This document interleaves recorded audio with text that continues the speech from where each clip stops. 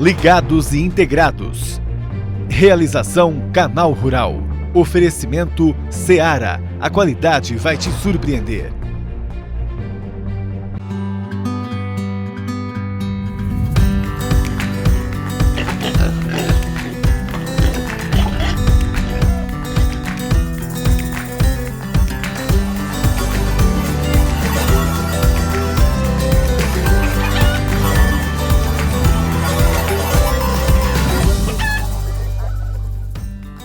Bom dia, muito obrigado por ter vindo. Pela primeira vez em 2 anos, cresce o rebanho de suínos na China.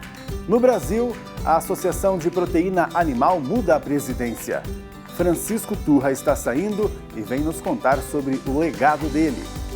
E no nosso tema técnico, quais nutrientes são essenciais na ração? Vamos saber sobre cada um deles com a especialista Heloísa Lanferdini. Hoje tem ainda o quadro de Granja em Granja. Será que é a sua história que vai ser contada? Eu quero ver. Vamos começar então. Há 2 anos não acontecia o que eu vou contar agora. O rebanho de suínos da China aumentou em uma comparação anual. Vamos olhar essa tela aqui que mostra pra gente o aumento então do rebanho em geral, e é um aumento considerável, né? De 13,1% de julho a julho. E dentro dessa porcentagem, nessa conta, tem um outro número importante, veja só, que é o aumento no rebanho de matrizes, que é ainda maior, de 20,3%. O que significa que daqui a um tempo, essas matrizes terão mais filhotes e esse rebanho pronto para o abate deve ser grande, né? Os dados do Ministério da Agricultura e Assuntos Rurais da China mostram ainda, em simples análises, que daqui 5 ou 6 meses, não só animais vivos, mas abatidos, também vão ser um número maior que no mesmo período do ano passado. Essas altas são resultado de uma série de políticas de apoio à produção lançadas depois que metade do rebanho morreu de peste suína africana. Desde então, mais de 9.000 fazendas de grande escala foram colocadas em operação na China. A China também investe na produção de frango. Só uma das empresas, que é a segunda do mundo em produção, vai produzir quase 15 milhões de toneladas de carne esse ano. É um aumento de quase 10% em relação ao ano passado. De 2018 para 2019, a alta foi ainda maior, de 18%. Mas só há um problema aí, viu? É que a demanda por lá diminuiu um pouquinho com a pandemia. Agora vamos abrir espaço para agradecer a um dos profissionais mais importantes do agronegócio brasileiro. Ele foi ministro da Agricultura e mais de 12 anos à frente da Associação Brasileira de Proteína Animal. É o Francisco Turra, que de vez em quando participa aqui com a gente. E hoje, mais uma vez, muito obrigado por ter vindo, Turra. Bom dia. Bom dia, Pablo. Bom dia, meus queridos amigos todos que nos acompanham. Hoje... Realmente, 12 anos depois é um tempo para a gente considerável, né? Pois é. Hoje nem quero falar muito, lógico, vamos falar, né? Mas nada aí de algum tema político, né, do Brasil, em termos de mercados ou até da nossa produção. A gente quer mesmo agradecer você, né, Turra, que é um grande parceiro de todo mundo que trabalha aí, não só nesse setor, mas em vários do agronegócio. Turra, inclusive, na sua gestão, frente à BPA, a gente teve fusões de associações brasileiras de produção, né, de animais, até se tornar a BPA, inclusive, né? Nem era a BPA antes. Quando nós começamos, Pablo, era a ABEF, Associação Brasileira de Exportadores de Carne de Frango.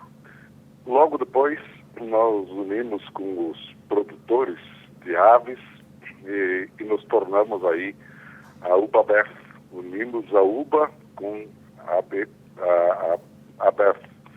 E, por fim, também trouxemos para a nossa entidade aí a suinocultura, a BIPEX, e formamos, então, a Associação Brasileira de Proteína Animal. aves, suínos e ovos está conosco já há algum tempo. E graças a Deus, acho que nesse tempo o resultado foi muito bom. Pois é, a gente Mercados teve... abertos, importantes, entre eles, por exemplo, o campeão da China. Pois é. E muitos outros, principalmente da Ásia, da África. Mas também normalizamos uma série de questões com a União Europeia. Criamos aí o Salão Internacional da Agricultura. Mantivemos durante esse período, graças a Deus, sanidade. E também, eu acho que nas brigas que a gente teve, tanto com o exterior, ações de dumping, a Ucrânia, a África do Sul, China, sempre saímos muito bem. Pois é. E em Turra, deixa eu te relação ao perguntar. Brasil, naturalmente, carne fraca, operação trapaça, pandemia, problemas que a gente enfrentou e também estamos inteiros e trabalhando com muita força. Perdão te interromper, mas eu quero saber mesmo, para conhecer um pouquinho mais de você, né? Desses desafios aí, por exemplo, com a Europa, que se lutou muito para diminuir taxas, né? Conquistar a China, até esses entraves que tivemos no Brasil com a carne fraca, como você disse. Qual desses desafios aí o Turra trabalhou mais, ficou mais estressado, hein? Olha, dois desafios eu destaco, e aliás não é nada com mercados lá fora, é aqui dentro mesmo.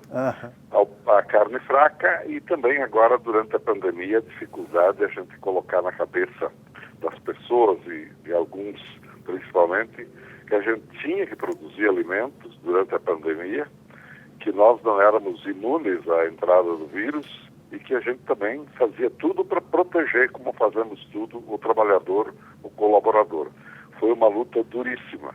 Eu fiquei, assim, em isolamento, mas trabalhando, às vezes, 8 a 10 horas, entrevistas e, acima de tudo, divulgação, vídeos, live, tudo o que podia para a gente poder defender um ponto de vista importante. Defesa do país, do setor, o crescimento, né? Porque não há uma tradição de aqui no Brasil as pessoas valorizarem o empreendedor, a empresa. Às vezes, ao contrário, vontade de castigar e de querer o mal das empresas também, porque se imagina que elas são perversas. Mas nós choramos quando há pessoas desempregadas. Então, acho que tem que haver uma mudança de cultura. Então, Pablo, eu citaria essas como as defesas que me causaram maior dor de cabeça também, mas a gratificação de ver que a gente superou. Claro, dever cumprido, né, Turra? Inclusive, essa mudança na presidência da BPA deveria ter acontecido há uns 4, 5 meses, né? Ricardo Santin, diretor executivo, deveria ter entrado. Deveria ter acontecido, estava marcada a Assembleia, de repente o inesperado, aí a gente saiu de lá de São Paulo, eu, por exemplo, ainda não voltei. Estou trabalhando aqui em Porto Alegre, às vezes vou para Amaral, mas estamos por aí fazendo nossa defesa onde quer que a gente esteja, porque hoje, graças aos meios de comunicação, dá para fazer. Ainda bem que contamos com a experiência do Turra ainda nessa missão aí que foi a pandemia, hein? Turra, e agora conta pra gente, você vai se dedicar ao que mais? Não, veja, eu continuo no conselho da BPA para ficar junto do Ricardo, que está comigo há 19 anos. Nós trabalhamos na Conab, Ministério da Agricultura, agora há 12 anos na BPA. E é uma bela escolha, porque o Ricardo é preparadíssimo e segue todo um programa que a gente tinha e tem. Então eu fico ao lado dele e, além de tudo, eu vou ficar perto da minha família. Vou montar um escritório de consultoria, vou participar de alguns conselhos apenas para a gente manter essa atividade e não levar para o arquivo tantas oportunidades que Deus me deu. Ah, que ótimo. Então a gente pode contar de vez em quando com o Turra aqui para orientar a gente, então. Orientar não sei, mas a alegria, Pablo, de você me chamar. Você sabe que o canal rural sempre foi algo importante. Quando eu entrei no Ministério, eu tive a felicidade de apoiar o canal rural, de mostrar que, por exemplo, recursos publicitários da Caixa, do banco, poderiam ir para um canal que se dedicava exclusivamente ao campo. Então foi uma coisa bonita, né? Eu acho que a gente começou a ter vocês aí como parceiros para divulgar as coisas boas, não só as coisas erradas. E vocês ensinaram muito, porque é uma escola virtual permanente. Eu vejo assim, por exemplo, hoje o que você já iniciou antes de falar comigo, olha, vamos ver o manejo disso, daquilo, traz especialista. Você deixa de fazer com que alguém no interior tenha que trazer um especialista para a sua granja para oferecer melhoras, oferecer experiências, e isso é fundamental. A gente caiu aqui o vídeo, mas eu ouço o Turra ainda. De qualquer forma, agora voltou. Turra, só quero mesmo te agradecer e dizer que realmente essa participação foi uma homenagem para você. Muito obrigado. Sucesso aí então, né, nos seus novos negócios agora. E a gente te espera aqui sempre, como eu disse, para orientar, seja para esclarecer algum assunto ou para só também dar o ar da sua graça, Turra. Obrigado, Pablo. Será uma alegria. Pode saber que estarei sempre aberto e feliz com os convites para a gente falar de temas tão importantes que passaram pela minha vida, que foi dedicada ao agro. Ótimo. Obrigadão, então. Um bom trabalho aí para você, querido. E agora a BPA, então, com o Ricardo Santin, né? Até mais. Um abraço, Pablo. Tchau. Um abraço. O governo chinês insiste que o Brasil tenha um protocolo de risco zero de contaminação pelo novo coronavírus. O Ministério da Agricultura, Pecuária e Abastecimento brasileiro considera complicada essa situação. Assim tem falado a imprensa, inclusive. A possibilidade de interromper a exportação de produtos que venham de um frigorífico que, de repente, diagnostique funcionários com Covid-19 é quase que impossível. Como parar, né? No caso aí, essa logística, para ser bem claro, né? O que fazer com os produtos? Lembrando que a própria OMS, Organização Mundial de Saúde, informa que alimentos não contaminam os seres humanos com coronavírus. Vamos à previsão do tempo com a Priscila Paiva. Bom dia, Pri. Olá, Pablo. Boa quarta-feira pra gente. Que semana cheia de acontecimentos do tempo. A gente já vem de um fim de semana com tornados no interior de Santa Catarina, prejudicou muitos avicultores com rajadas de vento, e agora uma chuva forte que será seguida de frio intenso. Deve ser considerada a onda de frio mais forte dos últimos 7 anos, porque além de geada, podemos ter neve, chuva congelante, tem um pouco de tudo no sul do Brasil nos próximos dias. E esse frio intenso, no sul, com mínimas que podem ficar aí abaixo dos 3 graus, a gente também tem frio intenso de 3 a 5 graus em áreas de Mato Grosso do Sul e até Goiás. Inclusive o interior de São Paulo vai sentir essa temperatura mais baixa. Então não é frio só para a região sul, não. É frio para boa parte do sudeste e também do centro-oeste. E em Ponta Porã, olha só, 2 graus na sexta-feira com previsão de geada. Depois desse frio mais intenso, a mínima vai subir em Ponta Porã e a gente não vai ter frio tão intenso aí nos próximos 30 dias. E a geada pode afetar o interior da região sul do Brasil, oeste do Paraná, oeste do Rio Grande do Sul e oeste de Santa Catarina, também afetando pastagens, cana-de-açúcar e até mesmo parte ali do centro-oeste, afetando as áreas de algodão. Dá só uma olhada na sexta-feira, as mínimas previstas. Em Chapadão do Céu, Goiás, 3 graus com risco de geada. Jales, São Paulo, 4, Cáceres, Mato Grosso, 5 graus. E aqui está a previsão de neve para a próxima sexta-feira, pegando áreas aqui, principalmente da Serra Gaúcha, Serra Catarinense e parte do Planalto do Paraná. Obrigado, Pri. Agora a gente faz um intervalo e depois fala sobre ração. O que tem em um grão de ração, em quais nutrientes e por que são importantes? A gente descobre já já.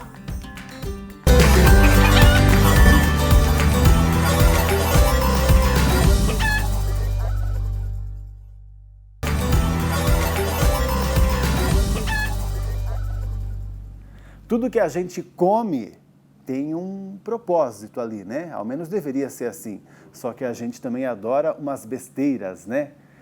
Pois é, enfim. Além de saciar um desejo ou encher a nossa barriga, você sabe, comer é uma necessidade importantíssima.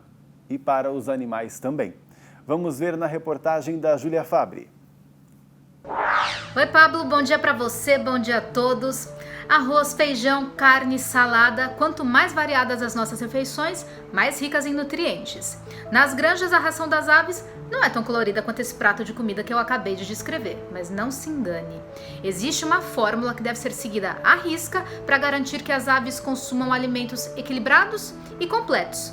Minerais, proteínas, vitaminas, tá tudo lá. E a gente vai te mostrar. Se a ração que você oferece aos animais é de um fornecedor de confiança, então pode apostar. Ela tem tudo o que os animais precisam para se desenvolver bem. Tudo é produzido com base em estudos, pesquisas e avaliações e varia de acordo com as características da produção. Idade do lote, número de animais, se a produção é orgânica ou convencional e por aí vai. A ração tem que ser nutritiva e agradar aos animais, mas também tem que ser economicamente viável para os produtores. O milho e o farelo de soja são as principais matérias-primas. Analisando um programa de alimentação para as aves, 92% dos componentes da ração são de origem vegetal, 7% de origem animal e 0,5% de suplementos vitamínicos e aditivos. Em termos de custo, 82% são de origem vegetal, 7% de origem animal, 0,3% de origem mineral e 10,7% de suplementos vitamínicos e aditivos. A alimentação dos pintinhos é uma fase importante da alimentação. Eles consomem 25 gramas por dia e precisam ganhar peso. Até que os animais completem 8 semanas de vida, o alimento deve conter 20% de proteína. Uma galinha caipira na fase de reprodução, por exemplo, tem as seguintes necessidades nutricionais: 16% de proteína, 4% de cálcio, 0,37% de fósforo, 0,22% de sódio e 0,20% de cloro, além de 2.778 calorias por quilo de ração. Já as necessidades nutricionais de um frango de corte na fase inicial de vida, ou seja, 28 dias, é a seguinte: 2.800 calorias por quilo, 19,5% de proteína bruta, 1% de cálcio e 0,71% de fósforo. Na fase de terminação, a quantidade de proteínas cai para 16,5%. E agora a gente bate o papo com a especialista Heloísa Lanferdini. Ela já está aqui conectada com a gente. Bom dia, Heloísa, e bem-vinda. Bom dia, Pablo, tudo bem? Tudo certo, obrigado por ter vindo, viu? É um tema muito legal. Heloísa, conta pra gente, eu escutei você também na reportagem, né? Mais ou menos, dependendo a fase de vida do animal, 2.800 calorias por quilo. Eu até fiquei pensando, isso não é muito ou a minha conta está meio doida aqui na minha cabeça? Porque a gente também come mais ou menos isso por dia, não é? A dieta ela é formulada atendendo aquilo que o animal precisa para o seu desenvolvimento, para o seu crescimento. Então, cada fase do animal tem características específicas da dieta, seja ela em energia, que é aquilo que ele precisa para metabolizar os demais nutrientes, e também nos demais nutrientes. Isso é específico para cada fase que o animal precisa para o seu metabolismo, para aproveitar todos os nutrientes, é bem específico de cada fase dos animais. E para ter essa conversão, realmente tem que ter bastante caloria, então, né? Aí vamos falar um pouquinho sobre cada um desses ingredientes que tem ali dentro. A gente sabe, lógico, alguns deles são bem óbvios, como a proteína, né? Sim, a dieta ela é formulada pensando em todos os nutrientes, né? Tem alimentos que são mais ricos em energia, então eles são fontes de energia. Tem alimentos que são mais ricos em proteína, deles são a fonte principal de proteína. Nas dietas tradicionais, a fonte principal de energia é o milho e a gordura, o óleo que se utiliza nessa ração. E para proteína, geralmente é o farelo de soja ou alguma farinha animal. Tá certo. E aí existem outros ingredientes ali. Me diga se por acaso eles estão até por serem inevitáveis, por já fazerem parte de outros ingredientes, como o sódio, por exemplo, ou ele tem até uma finalidade também? Sim, o sódio tem uma importância para o animal também. Ele está relacionado a algumas funcionalidades. A deficiência e excesso de sódio também vão trazer problemas para o animal. A falta pode gerar algum canibalismo no lote. o excesso vai aumentar a ingestão de água, vai umedecer mais a cama, no caso do frango. Então, também é um nutriente que tem que estar balanceado na dieta. Tá certo. Como os demais, né? Como o fósforo, o cálcio, a proteína, todos os aminoácidos, tem que estar de uma forma balanceada na dieta. Não, legal. Até porque a gente ouve sempre, né, Heloísa? Às vezes tem alguns ingredientes que se tornam vilões, até para nós mesmos, né? Nós mesmos, quando a gente vai no supermercado, que é o sódio, né? A gente pensa que, meu Deus, não pode comer nada de sódio, então, porque dizem que faz mal. Não, nós também temos que comer um pouquinho de sódio por dia e os animais, principalmente, como você falou, porque senão falta um nutriente tão importante que pode até gerar o canibalismo, né? Tem também... Exato, todos os nutrientes são importantes. O fósforo que você falou. O fósforo, ele está muito relacionado com a parte mais óssea, né? Com a locomoção do animal. Tanto o fósforo quanto o cálcio, ele tem essa relação com a característica óssea do animal. É bem característico desses dois minerais. Eles também, quando em deficiência, pode ter alguma deficiência, algum problema locomotor no animal. E o excesso dele também interfere em todo o metabolismo dos minerais, podendo prejudicar o animal nessa característica óssea, bem relacionado com a característica óssea, cálcio e fósforo. Certo, com a locomoção, com a força que o animal deve ter, né, no seu dia a dia. Outro ingrediente que chamou a atenção minha ali, o cloro. Sim, o cloro é uma exigência específica de algumas espécies, de algumas fases, algumas fases que têm essa necessidade de ter uma quantidade de cloro, principalmente porque ele tem uma relação com o sódio. Então, é mais para manter uma relação balanceada entre esses dois minerais. Uma outra dúvida que o pessoal pode ter por aí, porque agora a gente tem os frangos alternativos, né? Tem os verdes, por exemplo, que só comem o alimento de origem vegetal, mas isso não significa que ele não come proteína. Não. Nesse de origem vegetal não tem a proteína, né? Não, ele também tem a sua exigência de nutrientes. E aí precisa se atender a todos eles, seja proteína, seja energia, seja cálcio, fósforo, ele vai ter também uma exigência que tem que ser atendida. Ele também tem que ter uma dieta balanceada que forneça todos esses nutrientes que ele precisa. São quase que os mesmos, só que vêm de fontes diferentes. Exato. Tá certo. Muito legal. Obrigado, Heloísa, pelas suas informações, viu? Tirar as dúvidas nossas aqui, dos produtores. E a gente se espera numa próxima. Eu que agradeço. Muito obrigada. Um bom trabalho aí. Até. Até. E agora tem mais uma história que mostra como de granja em granja o Brasil só cresce.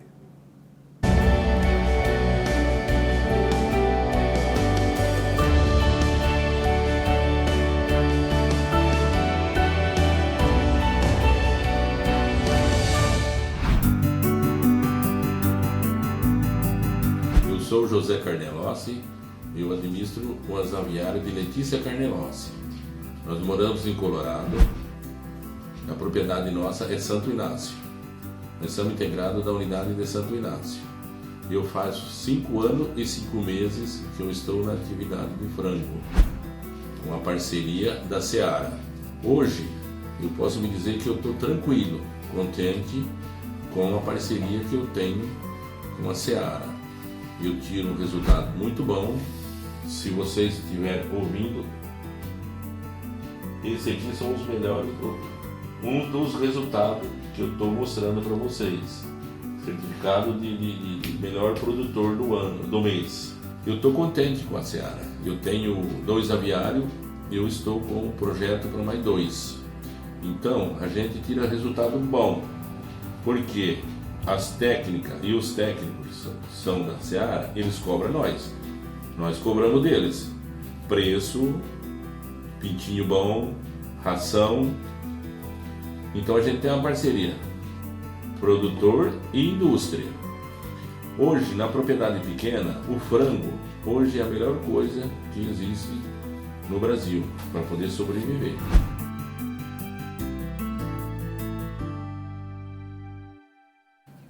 Parabéns, seu Canelossi, e continua assistindo Ligados Integrados sempre, hein? Contamos com a sua audiência.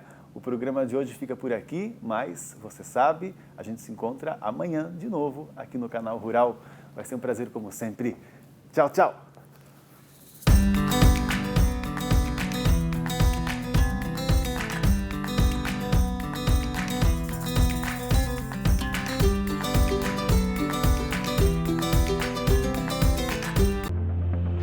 Ligados e Integrados. Realização Canal Rural. Oferecimento Seara. A qualidade vai te surpreender.